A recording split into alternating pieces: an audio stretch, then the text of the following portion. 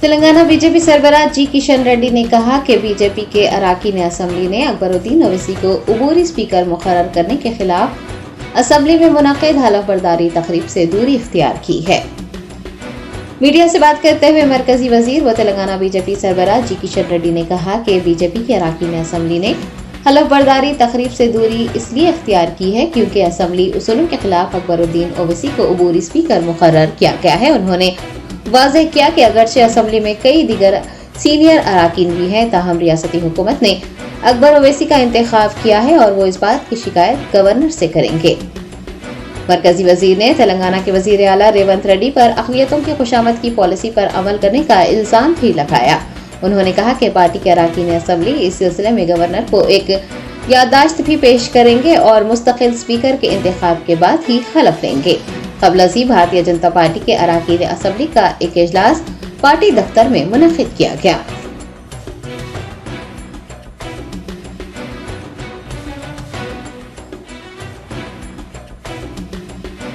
Bharatiya Janata party Telangana state ने तय किया है जो प्रोटेम स्पीकर का अपॉइंटमेंट जो अकबरुद्दीन को नियुक्त किया गया, हम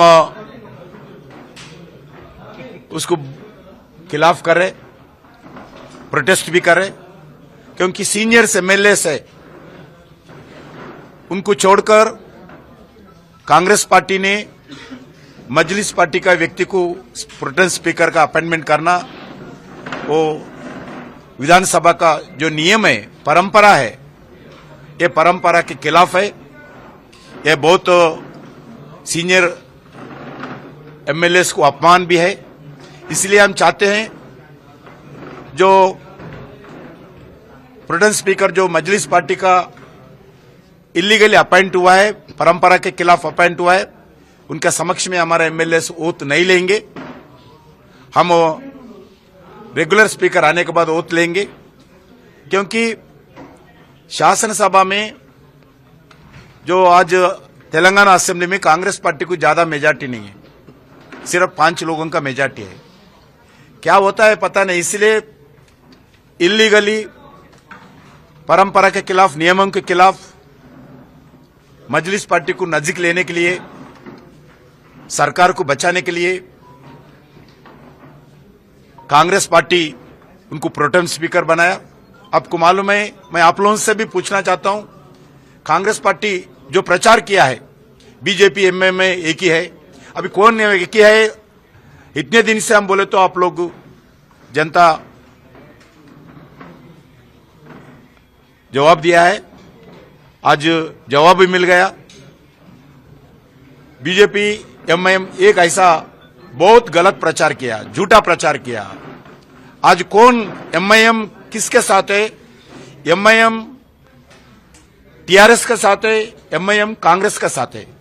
एमआईएम कभी भी बीजेपी के साथ हम आने नहीं देंगे, ऐसी पार्टी के साथ हम कभी मिलके नहीं रहेंगे। आज फिर एक बात वास्तविकता देश के सामने, दुनिया के सामने आया है। कांग्रेस पार्टी एमआईएम पार्टी एक ही है।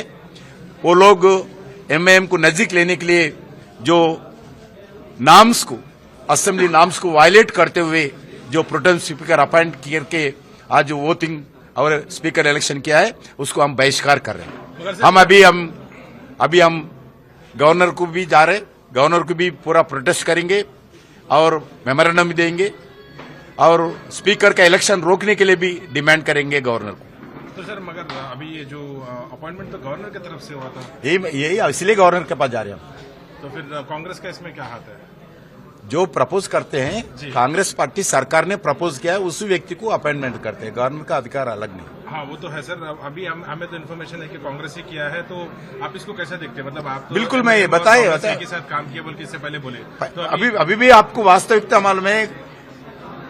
TRS party, Congress party, MIM party तीनों एक ही है, तीनों का डीएनए एक ही है, तीनों का मिलके काम करते हैं, तीनों का आज एक ही रास्ते में चलने वाले पार्टी है। ये फिर एक बात सबूत हो गया।